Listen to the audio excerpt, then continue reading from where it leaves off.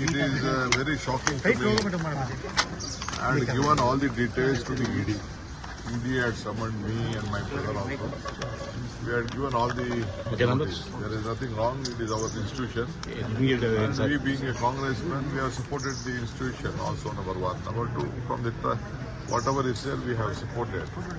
There is nothing hide and seek. All is on black and white.